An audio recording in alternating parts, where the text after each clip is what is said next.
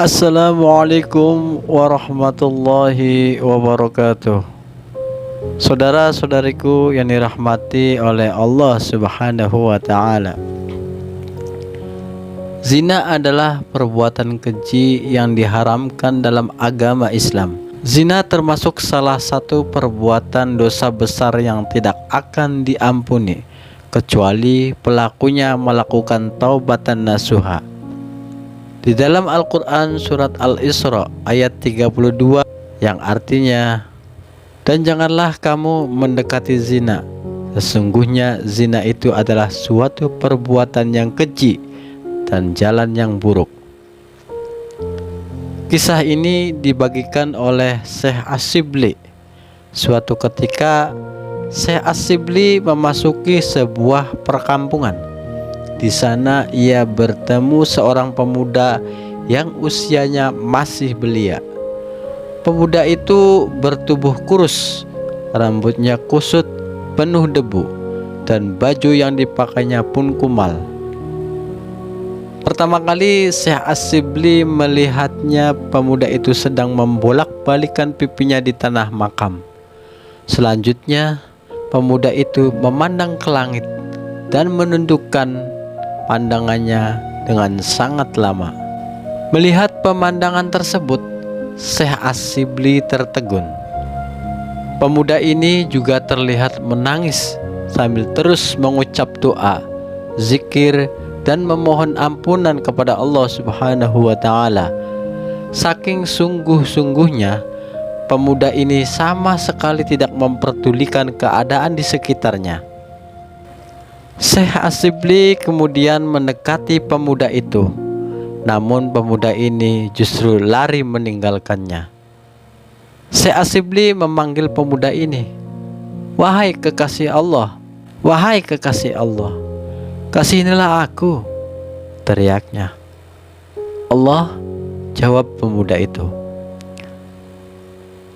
"Dengan hak Allah, aku mohon agar engkau sabar menungguku," ujar Syekh Asyibli yang kelelahan mengejarnya. "Allah," jawab pemuda itu. "Bila perkataanmu itu benar, maka tunjukkanlah kesungguhanmu dalam beribadah kepada Allah," kata Syekh Asyibli. "Ya Allah," teriak pemuda itu lebih keras. "Ya Allah," teriak pemuda itu lebih keras lagi. Setelah teriakan itu, tiba-tiba tubuh pemuda tersebut terkulai lemas dan jatuh ke tanah. Ketika Syekh Asyibli memeriksanya, ternyata pemuda tersebut telah meninggal dunia. Syekh Asyibli sangat takjub melihat kesungguhannya beribadah.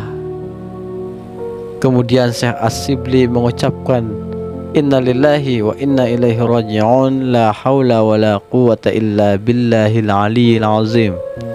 Setelah itu Syekh Asyibli bergegas mengurus jenazah pemuda tersebut. Ia letakkan jenazah pemuda ini di tempat yang baik. Lalu ia pergi untuk menyiapkan perlengkapan untuk pemakamannya. Alangkah terkejutnya Syekh Asyibli ketika melihat jenazah pemuda yang tadi ia taruh hilang tanpa bekas. Ia pun mengira kalau jenazah itu sudah diurus oleh orang yang lewat saat dirinya pergi. Kemudian atas izin Allah Subhanahu wa taala terjadilah dialog antara Syekh Asyibli dengan malaikat. "Wahai Syibli, akulah yang mengurus jenazah pemuda itu. Tidak ada orang lain yang mengurus jenazahnya kecuali para malaikat. Oleh karena itu, senantiasalah engkau beribadah kepada Tuhanmu."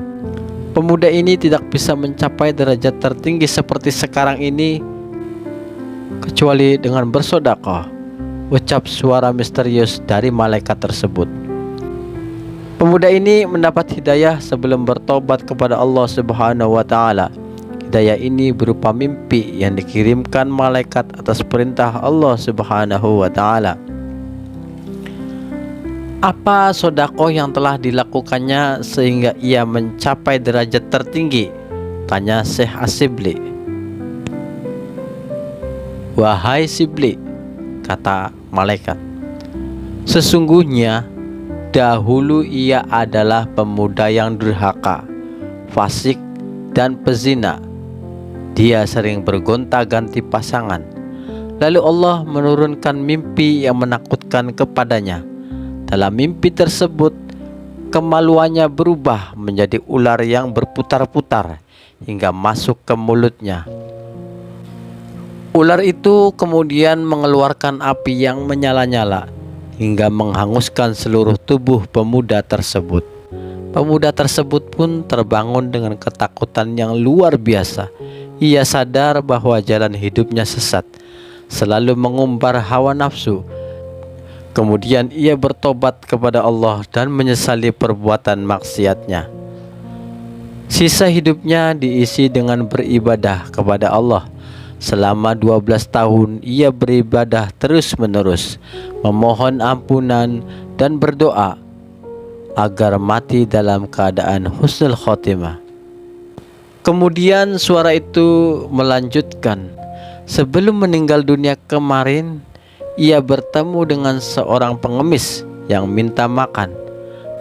Namun karena tidak mempunyai makanan, sang pemuda ini menyerahkan pakaian satu-satunya sehingga ia berpakaian lusuh seperti sekarang ini. Demikianlah kisah ini kami kisahkan, semoga bisa menjadi pelajaran buat kita semua supaya jangan berputus asa atas rahmat Allah, jangan berputus asa atas ampunan Allah. Allah begitu sangat luas ampunannya. Wassalamualaikum warahmatullahi wabarakatuh.